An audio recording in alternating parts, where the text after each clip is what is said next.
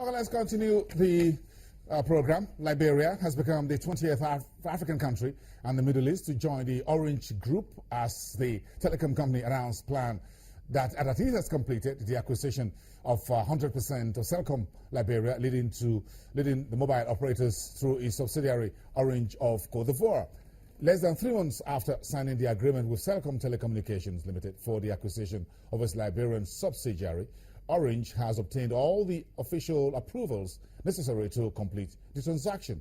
Celcom Liberia has 1.4 million customers with a population of 4.3 million people and relatively low mobile penetration rate. That's about 66% of the Liberian population. The country has a high growth potential for Orange. This acquisition is part of the international development strategy of Orange of France, which aims to accelerate growth by entering new emerging markets with high growth potentials. Now to Kenya, where the central bank has placed Chase Bank Limited under receivership for 12 months to protect depositors, the creditors, and members of the public. Chase Bank Limited experienced liquidity difficulties following, quote, inaccurate social media reports, end of quote, and the departure of 2 directors, and were not able to meet its financial obligations as at the 6th of April. The central bank under Mr. Njoroge says he has appointed the Kenya Deposit Insurance Corporation, KDIC, to assume the management, control and conduct of the affairs and businesses of Chase Bank and exercise all the powers of the institution to the exclusion of his board of directors. The receivership of Chase is the 3rd by the Central Bank of Kenya since the second half of last year. Now let's talk to this a little bit, to the head of banking research at EcoBank Capital Kenya, George Bodo, to talk to us what this means for Chase Bank and the Kenyan banking industry in general. Good afternoon to you, George. We appreciate your time.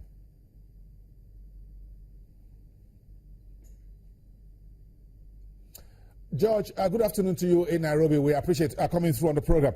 Bring us up to speed what the central bank governor, Mr. Njoroge, spoke about this morning about this receivership action on Chase Bank.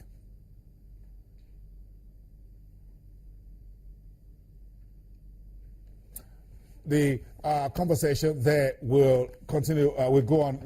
We'll get to talk to George Bodo as he tries to get across to us on the latest on the Chase Bank. Early today, at about 10:30 Kenyan time, the head of the central bank, Mr. Njoroge, spoke about the need to get this bank into receivership for the next 1 year to prevent a meltdown of its finances. But one bigger story again is that the Kenyan president is currently in Berlin, Germany, meeting with the German Chancellor Angela Merkel on Wednesday and stressing the need of stronger ties between the East African nation and Germany. Angela Merkel called Kenya an anchor of stability. Kenya is a major trading partner to Germany in Africa and a popular destination for German tourists. Kenya is also a major recipient of German development aid. But one of the issues discussed were security issues in the country.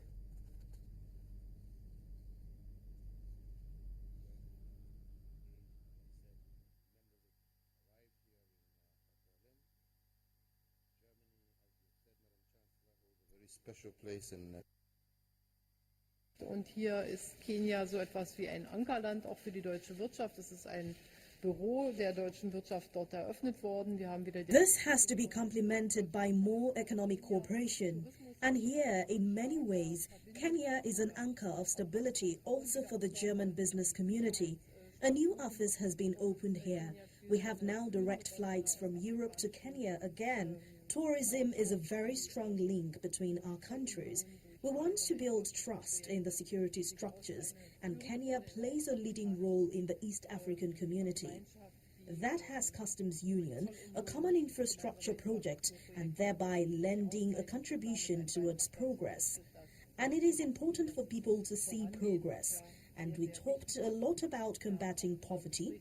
Young people ask for transparency. They actually see on the internet how things are in other countries. So transparency, good governance are most important today. We also had the opportunity to discuss peace and security, especially with regards to terrorism. And indeed, I did highlight the need for all of us to work in much closer cooperation on matters security, especially in light of the global terror networks that are currently taking place. This is not a problem that is particular to Kenya. It is a problem that affects all of us, and there is need for us to have a common approach. And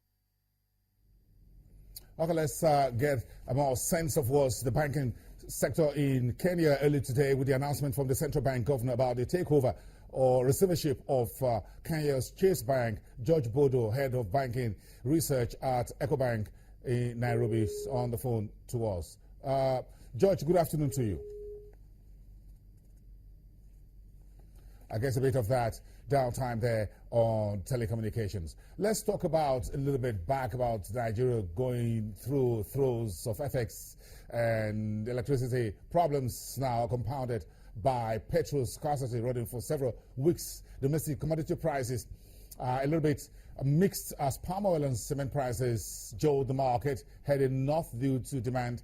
Research analyst at Financial Derivatives joining us live now from Lagos here, Damilare Adeshola, to talk a little bit about this development. Right now we're looking at commodity prices across Nigeria, a bit mixed as you hear in palm oil prices has gone higher, while cement prices have also climbed due to logistics and distribution issues. As far as a few other agricultural products are concerned, like maize, flour, sugar, and rice, the prices are slightly down, and you can see how things are shaping up here in Nigeria. You can see 3 cities data there for you on the screen: Lagos, Kano, and Onitsha, 3 of Nigeria major cities where some of these products are being traded. So let's talk to Damilare now, Damilare Adeshola from FDC. Damilare, good afternoon. Thank you very much for coming through. Thank you for having me. Yes, thank you. Let's start with palm oil. Let's stick a little bit with the agri products, sugar, palm oil, and the rest of them. All these boil down to the broader economic challenges, isn't it? Whether it's petrol, electricity, foreign exchange, and what have you. Yes, definitely.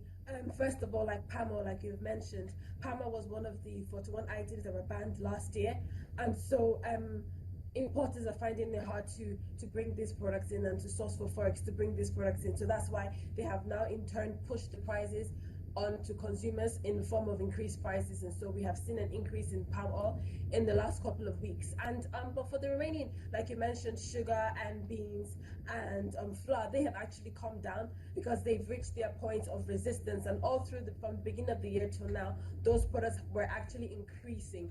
But as they were increasing, demand was also falling because people were beginning to ration, because it was eating into the disposable income. So people were beginning to ration their spending and cut their demand for these things. And traders have now realized that, so they're now beginning to now lower prices a little bit.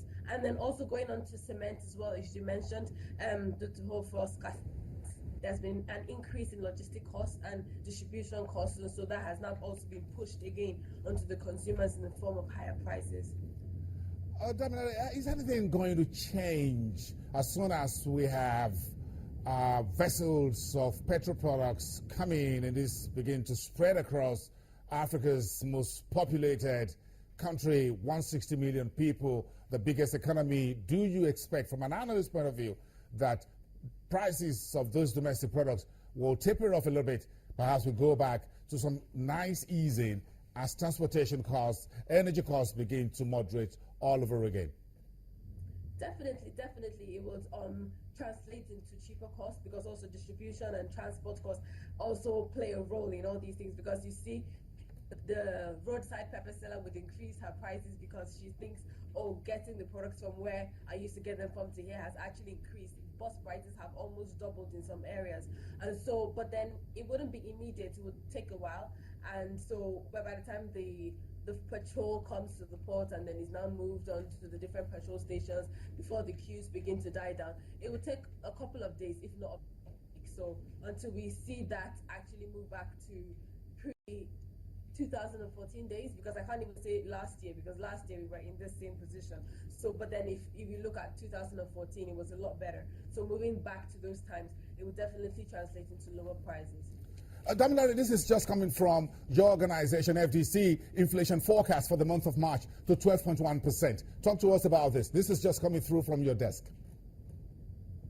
Yes, we're forecasting that prices would increase to 12.1%, and that is like expected because first of all, the fuel scarcity, as I said before, transport costs have increased, and transport costs they have a heavy weight in the consumer basket index, and so we see that if transport costs increase in the past few months and inflation has increased, it's partly been because of the fuel scarcity and the running increase in transport costs. But then also the imported inflation has also played a role because although the naira has appreciated marginally, importers are still finding it hard to source for forex, and there's been a lot of rationing for forex, and so banks are not giving letters of credit to some people, and so all these things have played into those different factors, and will now cause an increase in inflation to 12.1% for the month of March.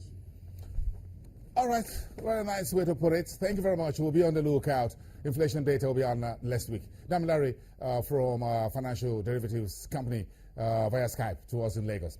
The Africa Finance Corporation, or the EFC, has announced a 25% growth in its assets last year, with total assets under management in excess of $3.2 billion. The lender's net interest income increased by 39% to $108.4 million, with net interest margins growing to 4.4%.